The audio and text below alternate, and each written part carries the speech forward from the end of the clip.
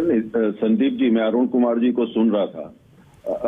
दुनिया की कौन सी अर्थव्यवस्था है, ये इनके पैमाने से देखें, इनकी नजर से और इनके उससे, तो सभी जगह बुरी हालत है पूरे विश्व के अंदर, और हमेशा ही रही है ना। देखिए, अर्थशास्त्र एक ऐसी चीज है, अर्थव्यवस्था ऐसी चीज है, अब प्रोफेसर अरुण कुमार को दे दीजिए, सबकी धज्जियां उड़ा देंगे, सब पूरी दुनिया में बुरी हालत है। देखिए, प्रश्न इस बात का होता है, हमारी विकासशील अर्थव्यवस्था है। आप ये देखिए कि जब से, ऐसा नहीं है कि हम सरकार में आए तब से कोई चुनौतियां बन गई, उससे पहले तो भारत में जो है, भारत विकसित देश था, हमने आके उसे विकासशील बना दिया। प्रोफेसर अरुण कुमार के हिसाब से ऐसा ही हुआ है। ऐसा नहीं हुआ है, पहले विकसित नहीं था। चुनौतियां जो देखिए, अभी आप देखिए, मैं आपको बताऊं, पूरे दुनिया के अंदर फूड प्राइस पूरे वर्ल्ड में क्या हालत है, अच्छी तरीके से आप आपके दर्शक जानते हैं, बहुत बड़ी चुनौती बनी हुई है। ईंधन बहुत बड़ी चुनौती है। आपने ये कहा कि भाई कच्चे तेल के दाम जो हैं वो कल घट गए हैं या पिछले 4 दिन में घटे हैं, तो यहां तो अभी तक नहीं घटे। अरे साहब, वो पूरा 29 दिन का साइकिल होता है। कच्चे तेल से थोड़ी ना गाड़ी चलेगी। वो अब अंतर्राष्ट्रीय बाजार में कीमतें कम हुई हैं, वहां से अनुबंध होंगे, वो समुद्री जहाज से आएगा, वो रिफाइंड आएगा, वो पेट्रोल पंप पे आएगा, पूरे 29 दिन का साइकिल है। ऐसा तो नहीं है कि आज रिटेल। देखिए, आप तो ऑयल एक्सपर्ट हैं, फॉरमोस्ट ऑयल एक्सपर्ट हैं नरेंद्र भाई देश में। महीना भर हो गया है, 72 से 75 के बीच में झूल रहा है। नहीं, बिल्कुल, मैं आपको अच्छा नहीं लगेगा, आपके दर्शकों को सलाह दूंगा, गूगल पे सर्च कर लीजिए, आपका ये तथ्य सही नहीं है। अच्छा, आप बताइए ना। नहीं, अच्छा, क्योंकि अब आप आंकड़े को चैलेंज कर रहे हैं। आज के दाम क्या हैं क्रूड के?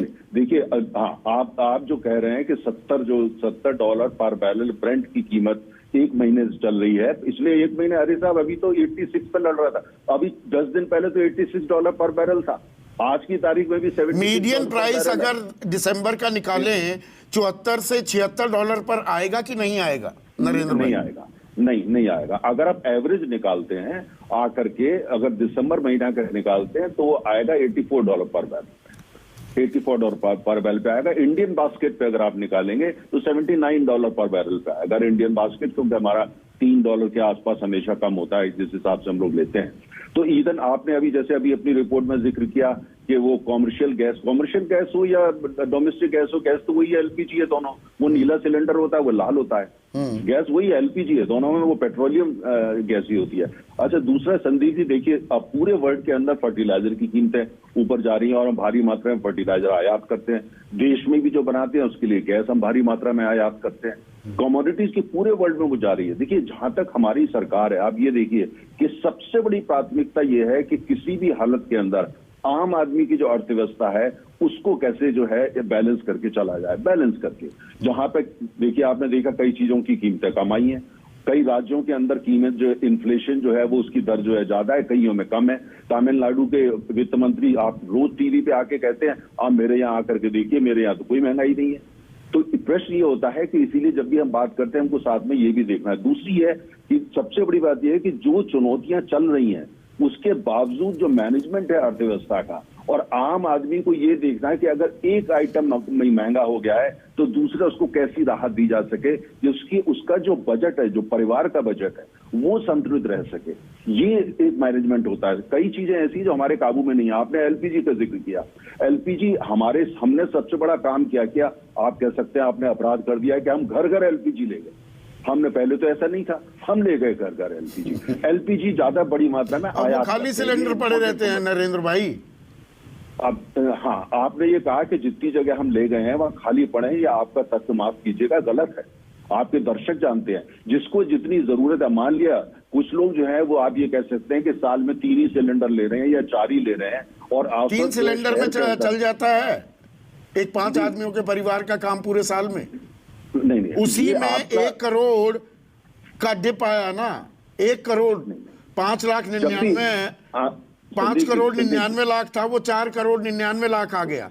1 करोड़ लोगों ने एक बार भी नहीं भरवाया, 1.25 करोड़ लोगों ने एक बार भरवाया। ये सरकार के आंकड़े। आप सुन लीजिए। हाँ। एलपीजी का इतिहास है। जब भारत में पहली बार एलपीजी घर घर लेके जाया गया तो इतना सस्ता दिया जाता था। क्यों सस्ता दिया? गवर्नमेंट है, लगभग 90% सब्सिडी दी। किस लिए? सरकार चाहती थी कि लोग एलपीजी का प्रयोग करें। एलपीजी कल्चर जिस देश में भी आया, पूरे विश्व का उठा के देख लीजिए आप, उसमें एलपीजी, अगर आपके घर में सिलेंडर आया है, इससे पहले कि वो आप उसकी आदत बने, उसका ज्यादा करो, उसमें समय लगता है। इवन जो शहरों में बंबई और दिल्ली वाले लोगों को एलपीजी एक्सेप्ट करने में 10 साल लगे थे। 10 साल नहीं लेते थे लोग पहले। अर्थशास्त्र समझ में नहीं आता था, कई दफे उनकी और कंसर्न थी, सेफ्टी को लेकर तमाम कंसर्न थी।